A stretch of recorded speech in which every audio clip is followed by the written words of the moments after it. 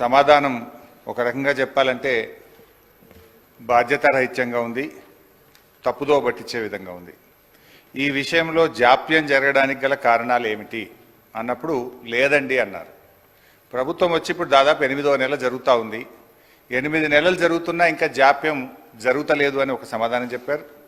ఎప్పట్లోగా ఈ ప్రతిపాదనలు అమలు చేసి నియమిత రోజును ప్రకటించమవుతుందంటే ఇది పరిశీలనలో ఉంది అని గౌరవ మంత్రి గారు చెప్పారు.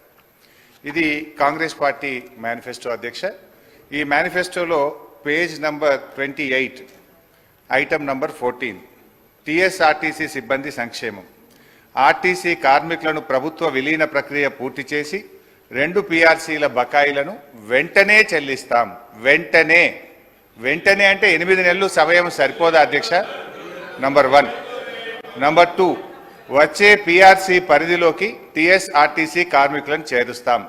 నంబర్ 3, రాష్ట్ర ప్రభుత్వ ఉద్యోగులతో సమానంగా అన్ని వసతులు సదుపాయాలు కల్పిస్తాం. నంబర్ 4, ఆర్టీసీ బస్సులను ఆధునీకరించి విస్తరిస్తాం. అధునాతనమైన సౌకర్యాలతో కొత్త సర్వీసులను ప్రారంభిస్తాం. Number 6 and last, RTC union పునరుద్ధరణకు అనుమతి ఇస్తాం. అయితే వారితో నా సూటి ప్రశ్నలు, నేను మంత్రి గారిని విషయాల్లోకి పోకుండా సూటిగా ప్రశ్నించదలుచుకున్నాను. మొదటి ప్రశ్న, గౌరవ మంత్రి గారు ఎప్పట్లోగా ఈ అపాయింటెడ్ డేట్ను ప్రకటిస్తారు? ఏ రోజు నుంచి ఆర్టీసీ ఉద్యోగులను ప్రభుత్వ ఉద్యోగులుగా గుర్తిస్తారు? పరిశీలనలో ఉంది, చూస్తాం చేస్తామని కాలయాపన చేయడం కాదు, ఒక ఖచ్చితమైన తేదీని ఈ సభ ద్వారా ఆర్టీసీ కార్మికులకు చెప్పాలని మీ ద్వారా గౌరవ మంత్రి గారిని కోరుతా ఉన్నా. క్వశ్చన్ నంబర్ 2, యూనియన్ పునరుద్ధరణ చేస్తామని మీరు హామీ ఇచ్చారు. ఆ యూనియన్ పునరుద్ధరణ ఎప్పట్లోగా చేస్తారు? ఈ మధ్య మాకున్న సమాచారం ఏంటంటే ప్రభుత్వం నుంచి యూనియన్ పునరుద్ధరించేది లేదు అని మీరు ఉత్తర్వులు ఇచ్చినట్టుగా మా దృష్టికి వచ్చింది. మీరు ఉత్తర్వులు ఇచ్చారా లేదా? ఇవ్వకపోతే ఎప్పట్లోగా యూనియన్ పునరుద్ధరిస్తారు?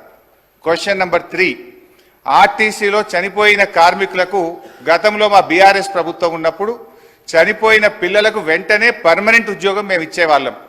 కానీ మీ ప్రభుత్వం వచ్చిన తర్వాత ఆ పర్మనెంట్ ఉద్యోగం అనే నిబంధన తీసేసి బ్రెడ్ విన్నర్ స్కీమ్ అనే స్కీమ్ పెట్టి కన్సాలిడేటెడ్ పే కేవలం 15,000 రూపాయల జీతం ఇచ్చి 3 ఏళ్ళు మీరు 15,000 జీతానికి పనిచేస్తే అప్పుడు పర్మనెంట్ చేస్తామని చెప్పి ఇలా చనిపోయిన కార్మికులకు మీ ప్రభుత్వం అన్యాయం చేసిన మాట వాస్తవమా? ఇది ఎందుకు తెచ్చారు? గత ప్రభుత్వం లాగా చనిపోయిన కార్మికుల పిల్లలకు వెంటనే రెగ్యులర్ ఉద్యోగం ఇవ్వాలని అడుగుతా ఉన్నాను. నంబర్ 3. క్వశ్చన్ నంబర్ 4, గౌరవ ముఖ్యమంత్రి గారు మంత్రి గారు నెక్లెస్ రోడ్లో